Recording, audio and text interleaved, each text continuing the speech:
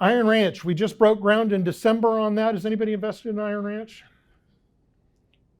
Just for everybody else, we did a 25% preferred return for investors on that. Per year, 25% return. Before anybody gets anything else. Insane, stupid, never going to do that again. And the reason for it, it was our first development and our first development of this type of product. Okay. However, this is in Fate. Anybody know where Fate is? Right on the other side of Rockwall.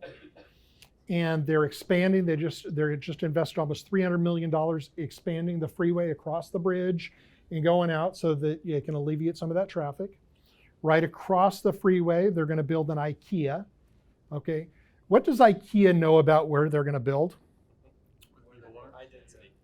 High density, where people are going to be building, where there's a lot of rooftops that are going to go in. So that's going to help us. We just had a lease. We were budgeting a high of $22 in rent. And we just had somebody sign for 4 different units at $26 a foot. So we're going to have higher rent. They're building a middle school just a quarter mile down the road from us.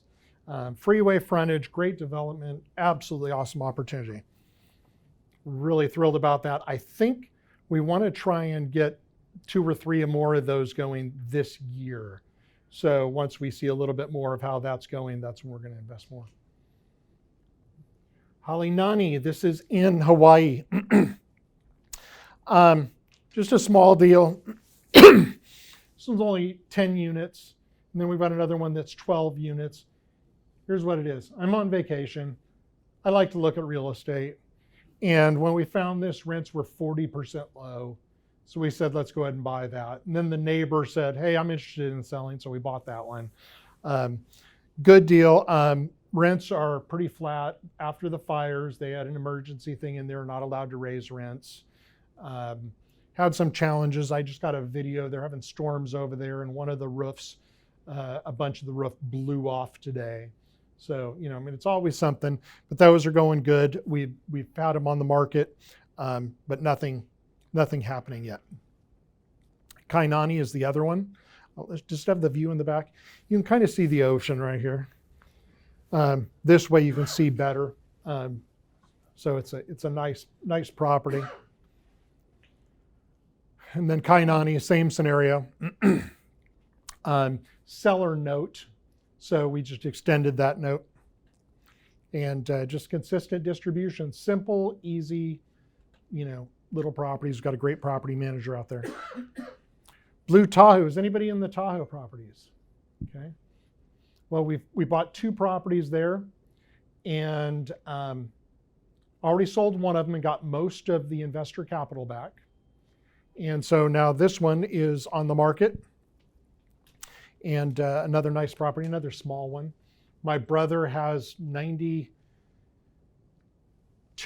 of his total investment in Lake Tahoe, so he knows that market. He's going to be moving there in a couple of years. He lived there for a year. He's had a hotel there, everything else. So we partnered with him on doing things up in Lake Tahoe. Our business model was really good on that. You pay $100,000 a door for it. You put 50 grand into it, it's worth 200. Well, we started doing that. We were going to do a whole bunch of them.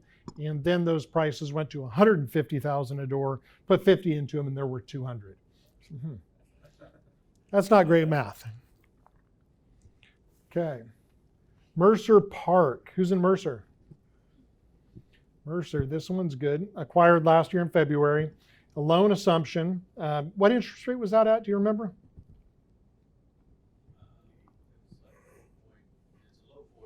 Yeah, 4.03 or something.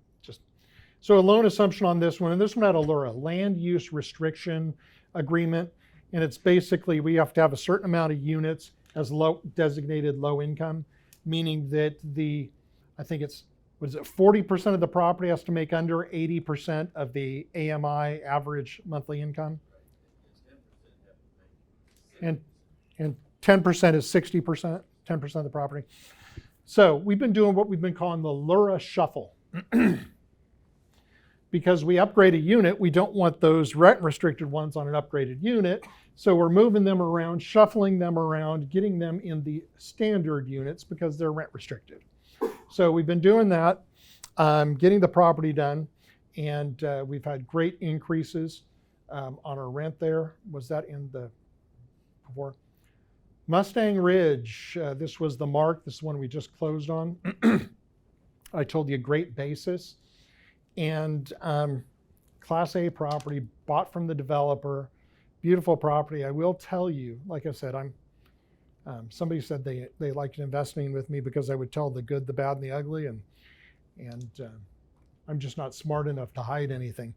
But I had something that has never happened on a property happen on this one. Did I already tell you this last month?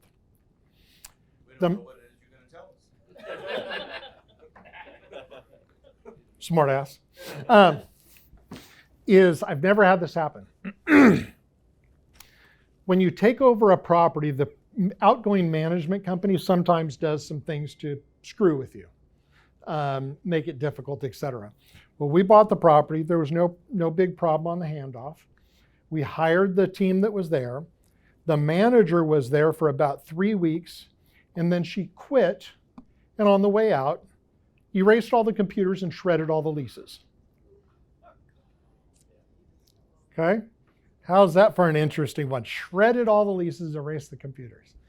So we had to go back and recreate everything. Part of that recreation was, wait, all the leases are electronic. We can get copies of those. They sent them over to us about 4 times with blank files. The management company did. So I am actually, for the first time, I'm actually suing that manager. And I don't know if that's corporate espionage or what it is, but shredding those documents, that was a new one for us. So we had to recreate all that. So we're a little bit behind, but we've now caught all that up, and a shit ton of work to go ahead and get that all done. I'm cussing a little too much tonight. Valley Center, that's this property. Okay.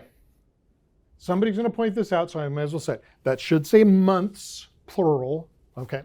But months owned, 46. We've had it 46 months. Are all in per unit. Here it's actually per square foot at $151 a foot. Who knows what's been going on in the office market? Dramatically. There's vacancy and then shadow vacancy. So vacancy is just the amount that is actually physically vacant, but shadow vacancy is there are tenants there that are paying rent, but they're not utilizing the space. So as soon as their lease comes up for expires, they're just not going to renew and walk out. One of the benefits of office buildings, longer term leases, when rents are going up, that's a bad thing because you can't raise the rents very much. When they're going down, it's good because they're locked in. But nationally, we're at over 20% vacancy. And then another shadow vacancy of probably another 15 to 20% on a national level. In New York, it's about 50% vacant. San Francisco, about 50% vacant. DFW, go drive up and down at night. You'll be driving home, looking at an office building. You'll be able to see right through it because there's no tenants in there. So even though our occupancy, our rents have gone up 2%, not a lot. Our income has gone down 6%, and we're 15% below our pro forma, and our NOI is down 8.5%. Believe it or not, this is good news. With how the office market is doing, every other property is doing a lot less. As a matter of fact, we have we had a prospective investor that owns office buildings, and we said our occupancy was over 90%. He called us a liar. He's like, there's no way, you're not that. Well, come on over and look. Part of the reason that we do a little bit better is we had a value-add office building. We redid all the interior, made it all look good, plus on-site management so we can take care of everything, and on-site leasing. So because of that, we take better care of the building. We had tenants that wanted to move out, but Jaritza is one of them. Jaritza, wave, this is Jaritza. She handles all the details of everything for me. And so she manages this building also and takes care of that, negotiates the leases, et cetera. As a matter of fact, we have a dentist that's moving out They owe 2 years on their rent. I mean, 2 more years after right now. They're not behind. Okay. But they're moving out, and so she has convinced them to pay half of their rent to let them out of their lease, and to leave most of their equipment in there so that we can easily lease it out to another dentist. Which is good for a dentist. They can come in there and there's people that show up there anyway. So, and she's already negotiating on that. How's that coming? Okay, 75% there on finishing the negotiations to get that release. So we'll have $70,000 in additional income this year without doing anything else. So that'll make up for quite a bit of that growth. Yeah. Charitza, you're the only one who gets applause. Okay. So that's this building. And again, it is a struggle. We did take one other space that somebody moved out of, couldn't lease it. So we added additional executive suites because there's a lot of demand for smaller offices, especially with the work from home people that have dogs and cats and kids and everything else, and you just need a little office to go to. So that's been the big driving force. Riverbend, who's in Riverbend? Check this out. Our all-in per unit, $78,000. And we did $25,000 of that as CapEx. So $50,000 a door. This is in DeSoto. It's what I would say I would call in the hood, so to say. Rougher area. But it is a beautiful property, $25,000 a door, and we did everything to it. Now, we've owned it a long time, 82 months. We were going to sell it beginning of last year, and, we were going to sell it in 2022, but we have a huge problem there. The judge in that district would not evict anybody. We'd go in there, defer on everybody. They owe 6 months in rent. I don't care, give them another month. And then go file eviction again. And then go through and do that. When we finally, Paul is actually the one that went down there to kick ass and take names and forced the judge to do what she's supposed to do. She started getting the judgments in our favor. The judge, I've never heard this before either, another crazy 2023 thing. The judge said, okay, I'm ruling in favor of the plaintiff, us, but Mr. Defendant, you can go right down the hall and file an appeal there. Judges don't like appeals because it overturns their decisions, makes them look bad, but she's pointing them down there for the benefit of the tenant. And in the hallway, they've got lawyers and other advocates that tell people what they can do to get out of paying rent and to get out of being evicted. How's that for some crap? Okay, because of that, even though our rents went up, our collections went down, overall income.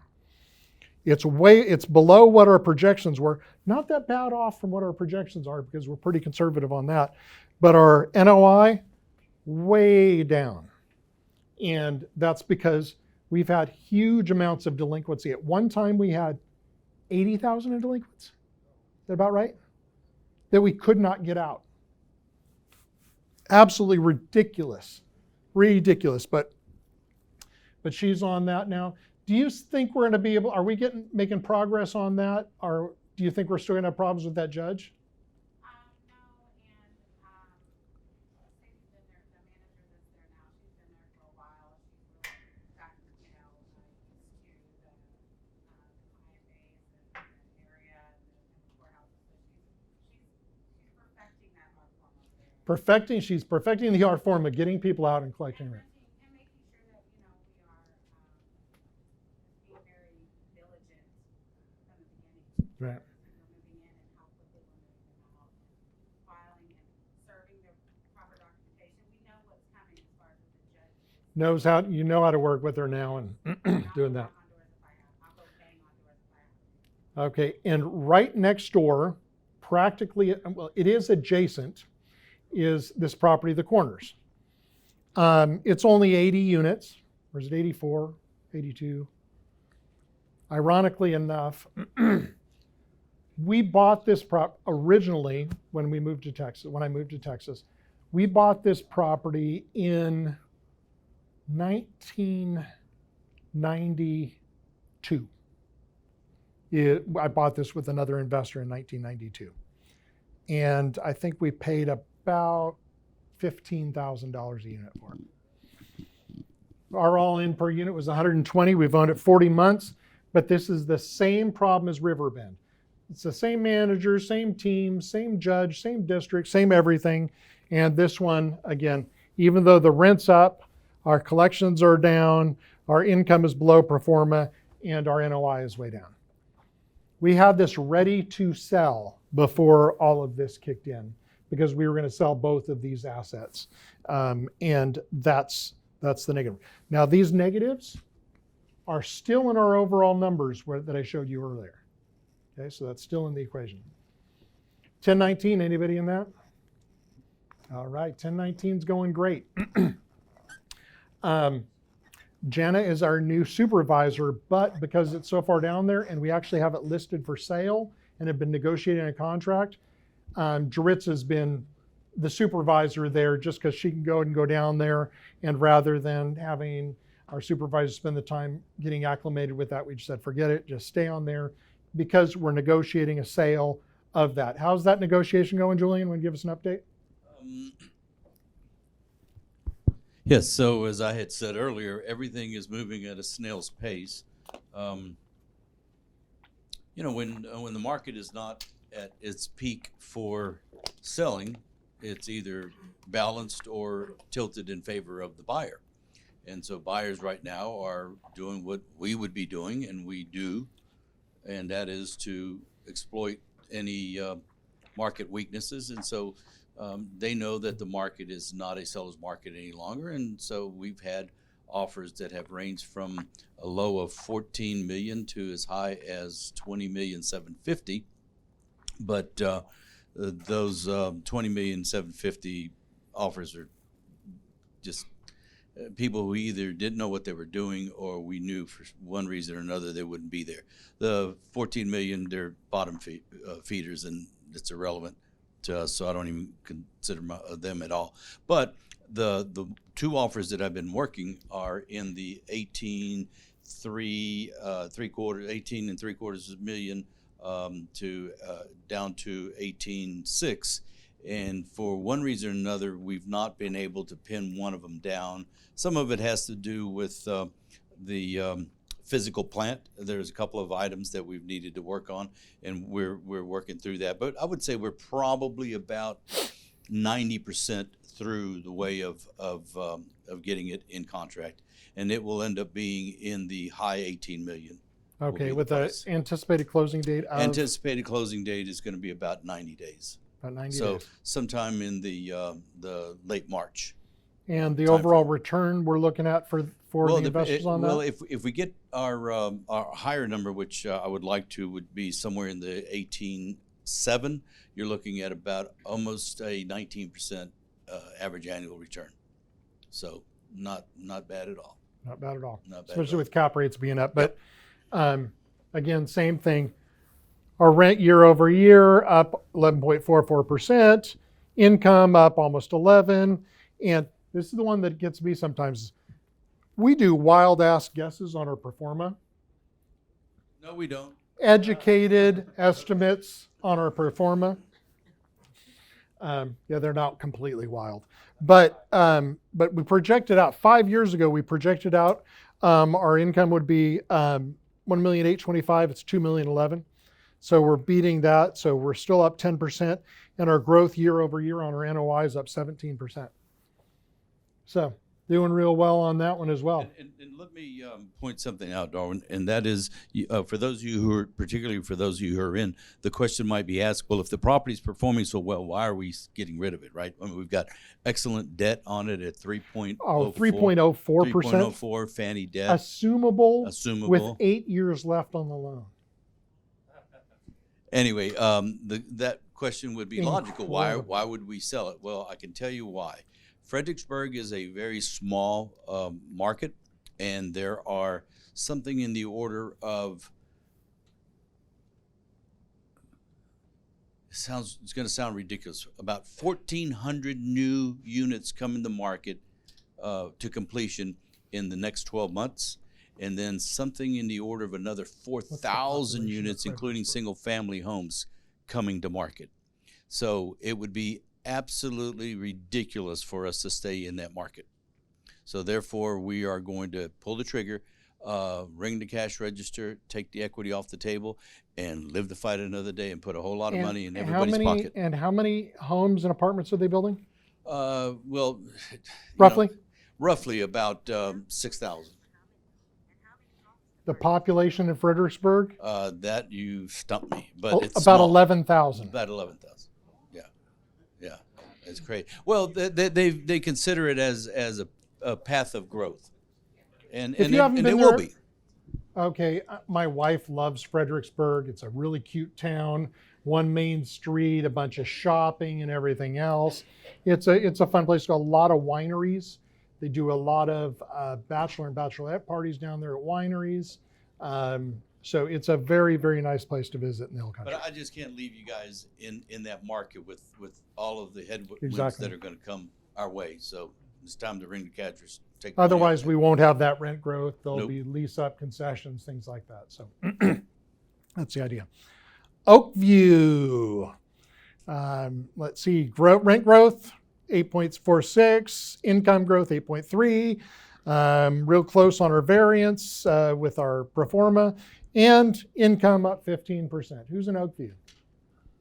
Did you get a surprise check? We distributed $200,000 in December, Yes. and that was $130,000 higher than our normal distribution. And that's because we had a favorable tax challenge. So we lowered, because we have to, real quick, you know your property taxes on your house. We do an estimate in January of what our taxing consultant thinks it's going to be, and that's what we start plugging in and accruing for and saving up for. Then appraisals come out in May. Then we adjust that amount, start collecting for that amount, because also the lender's going to want it because they're going to see that valuation. And as you know, valuations are extremely high before you fight them.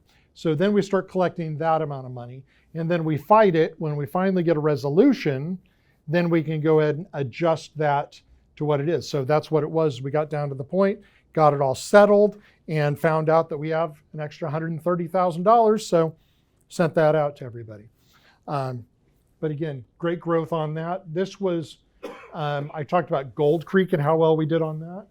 This was the same seller, brand new construction, brand new B-class apartments in White Settlement. Beautiful property, and doing great. Great debt on that one too. What's that? Great debt. I don't even remember what the debt is on that. Well, it's fixed Fannie, and we're in the, I want to say 4.125 range. Okay. Frankfurt Station, who's in Frankfurt?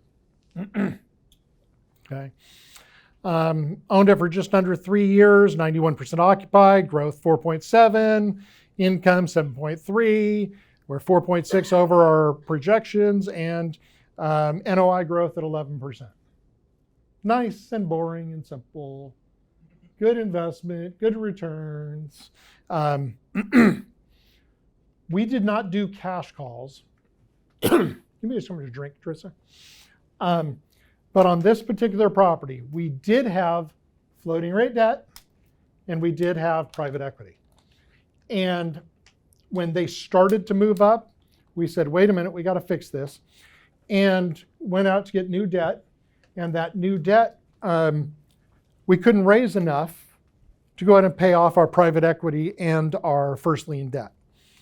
So we refinanced it and had to raise $7 million to pay off the private equity side of that. So what we did is we do partner loans, and we pay out 10% interest, and that's a regular loan. It's a loan to the partnership by the partners or outside people, and then they get paid that 10%. So the deal on that was distributions are going away for partners. So if you want to maintain a distribution, it'll be 10% through that partner loan. So we raised $7 million. We didn't take on, so our total debt didn't go up. because we were paying off another part of it. And so we put that in place, and that's going good. And we've already paid off some of those partner loans because we've got enough cash flow and doing well with that, and we're going to continue down that path. Anybody have one of those loans here? You like those 10% distributions? Happy with that? Milton goes, yeah. You guess? Well, I get quite a bit of inquiry on a monthly basis. Are you going to have any more of those loans? You know, right now, who doesn't want 10%, guaranteed by the And property? that's paid ahead of common Everybody equity. else. Yeah. By the way, I did an article. Is anybody invested in other deals? Anybody invested with other syndicators? Anybody have a cash call or anything from them? Okay, I wrote an article about how you, I think it was posted maybe on LinkedIn or something, on how to analyze whether or not you should participate in that. But Frankfurt's doing great. Saginaw Station. This property was actually the first property I ever did a syndication on. And it was in 2008. And this is the third time we've sold it to ourselves. Okay. Because it gets up to a certain point and the investor's like, I'm doing great. We've got a lot of equity there. Let's sell. And I'm saying it's still a great deal. So raise more money and recapitalize, which is basically selling it to ourselves. And this was the third time we've done that. It's provided great returns. Two of those sales are up there, aren't they? Crossing one, when we purchased it in 2008, sold it in 13. Average rate was almost 15. Crossing 2 sold in 21 for 5.1 million. Distributions of 5.1 million. And 43% per year average annual return. Yeah, 355 total return. So we like the property. It's a great deal. And we've already raised rents 6%. Look at this. Income growth, 17% last year.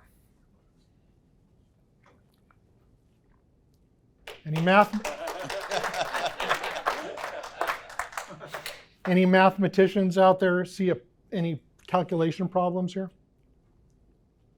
Okay. Wait a minute. We only raised rents 6%, but we collected 17% more? Other income. Other income has gone up over $100,000 a year on the other income side. Darwin, for those that are not familiar with what that means, would you expand on that? Okay, you've got the rental income. That's your rent that you pay. And then we have two other sources of other income. One is other late fees, application fees, pet rent. But then we also have what's called RUBS, where we bill back for utilities. Well, we do a flat fee on that on the RUBS, so that we can go ahead and get that, and we bill back, pest control, water, trash, anything else we can add in there. And then we also did what's the tech package, which we make mandatory. And we pay about $45 per unit, and it's extremely high-speed internet and cable TV combined in one. But then we charge $85? $89 for that. So it's a hidden rent increase. So even though our actual monthly rent went up a little bit, our collections went way up because of that hidden rent increase. Okay, so up 17%. We're 15% over our pro forma, and our NOI growth at 12%. Another one that's absolutely killing it. Absolutely great.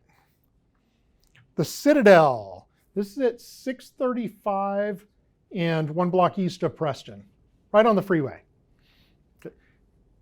Is there anybody Jewish in here? Practicing?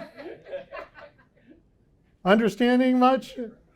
Okay, what's the little line that they put out? Okay, since you're nodding your head, no, I don't know. Don't put you on the spot.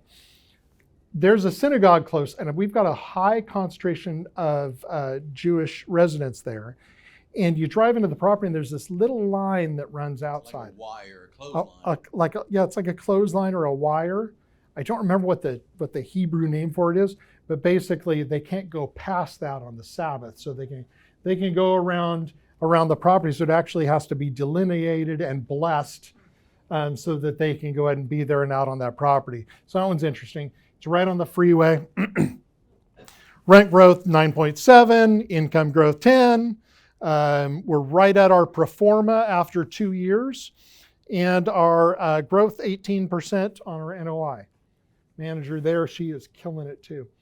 The manager at Saginaw Station is doing great. The managers, actually, they're all doing great. Yeah, what I like about this property is when I found this property, it had all individual tax profiles for each unit, so they're individually taxed. Like they're individual condos rather than a commercial property.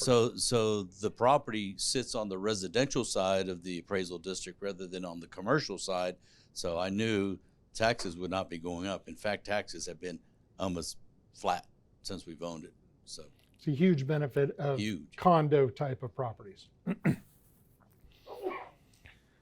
Lakeside. Who's in Lakeside? Okay. Lakeside, I mean, our rent's up 5.84, income 28 freaking percent, 9% over our variance, and our NOI up 45%. Is your mouth open for a reason? Yeah, no clapping of the hands now, right? This one is in Rockwall. Now. And this one too is individually. Another one that was, we actually bought this. This is a fractured condo deal, meaning that somebody turned it into condos, sold them off individually, but then they couldn't sell all of them for some reason.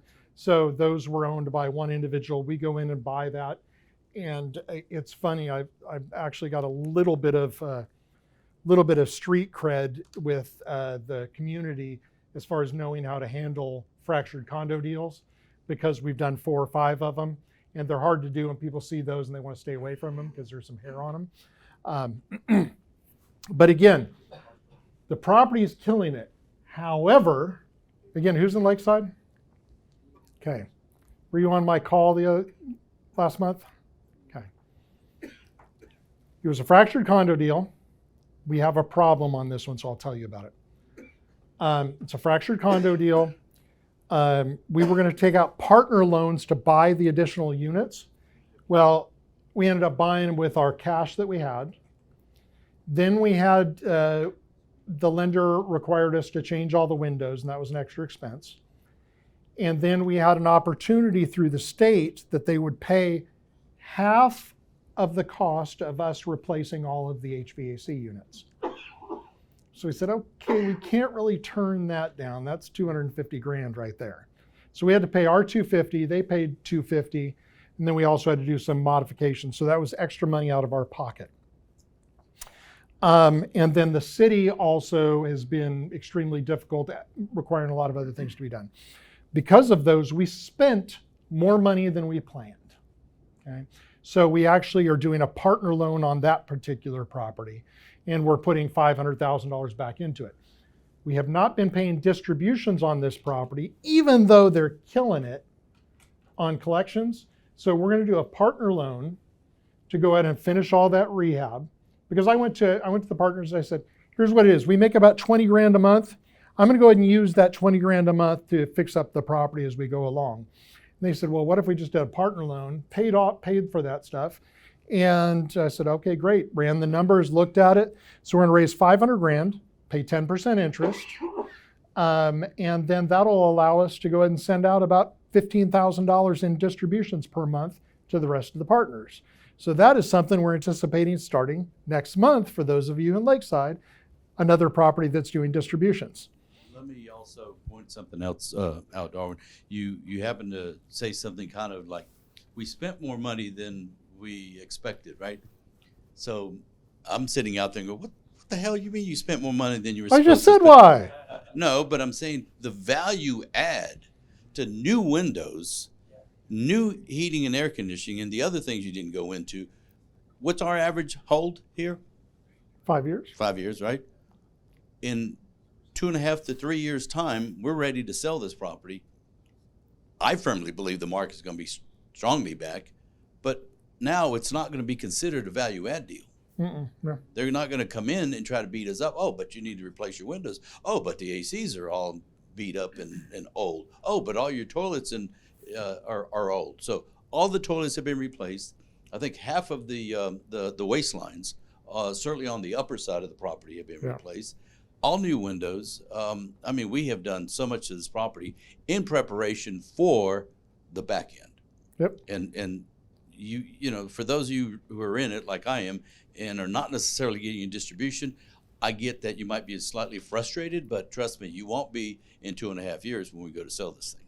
Well, and in considering what the market's done the last couple of years, this one is absolutely killing it. I mean, the operations there with some of the challenges we have, like, for example, the paint job on it, it was not done correctly because didn't have enough money in there. So we said, okay, let's try and get it done. No, it's not right. So no lipstick on a pig. We don't do that here. And so we do it so we can have that. And even with those collection numbers, we've still got 3 down units. So that'll help on even additional revenue. And now we own 100% of all the units. And we own all the units. So that's all benefits. So it's an apartment. Darwin, for somebody who's not in that, be part of a partner loan? We can have anybody in a partner loan that we want. It's $500,000. We already have verbal commitments for more than that. However, reach out to Garrett. He's the one handling that. He's on vacation right now, but reach out to him if you want to be involved in that. And like I said, there's plenty of people that want to do that. Or you can email me, either one. Okay. But you don't have to be a current partner. You don't have to be a current partner in the property to do it. First preference goes to the partners, but after that. Amber Creek and Trails Place. This is the only small portfolio we bought, 2 little properties. But again, look at the rental growth, 19%. These were value add deals. Income growth, 18.75. We're right at where we projected. And let me go ahead and put this up. Another item on this. We don't project, when we analyze a property, we look and see when we invest this on a value add where we think rents are going to be. After that, we put in between 3 and 4, sometimes 4.5% rent growth per year every year thereafter. Okay, so my variance on this is very close, but 19.45% rental growth. We only budgeted a high rent growth because of the value add that we were doing. Okay, does that make sense? Because I'm never going to budget having a 20% rent growth. That's why a lot of people are in trouble, is that they go in there planning on huge amounts of rent growth and then they don't get it. But this one is just showing, how close we are on our estimation. Pretty proud of that fact too. Yes, ma'am. Sorry, when do you expect distributions for this one? Starting next month. Because we've got the partner loans coming in now, and that will take care of whatever problems we have. The rehab that we have that we've been paying out of pocket as we've been going, but that puts us in a cash position to have the cash flow from the property be sent out as distributions. So next month. Why? Buy something new? Just been waiting. Yes, because this one we were planning on already having distributions. There's a few of them that, because of last year, we were not in a position to do distributions, but still over half of our portfolio is paying distributions. Does anybody in a lot of other syndications, other syndicators? Of those, how many are still paying distributions? About half. About half of them still are? 0, 60% of them still are. But those are special deals. So one of them is this tax abated thing, so they're not affected by property taxes. The other one is a bunch of triple M stores. Okay, triple net, things like that. But so those are not as affected. But Darwin, I talk to people all the time, as you well know, and there's still a lot of, who was it? You told me earlier that I said, is any cash calls coming in, and then you say on the drive over here? Yeah. But that's different. That's not the one I'm talking about. No, but I'm saying, but there is a cash call. So there's still cash calls coming. There's still cash calls, but I was asking yeah. about distributions. Well, yeah, And but still- that's where it starts. When distributions stop, Yep. cash calls are soon to follow. And I've been told by a couple of people, the only people still paying distributions was one other company and me. Yeah. So that was, or us. But at the same Not time, big. the distribution stoppage is not necessarily because the property's not making enough money. It kind of is, but it's more of being very conservative and keeping your powder dry. Right. And there's a whole lot of teachers, gurus, syndicators that basically are said, look, right now, don't pay any distributions, have enough cash there, but we've got enough cash reserves to get us through. And that's the only way we can pay distributions, having plenty of cash. I am personally, I'm going through these numbers and we did all this analysis and I'm reading it. I'm impressed. I'm really pissed off you're not. Yeah, that's, I mean, just unbelievable on some of these numbers and what we're still doing.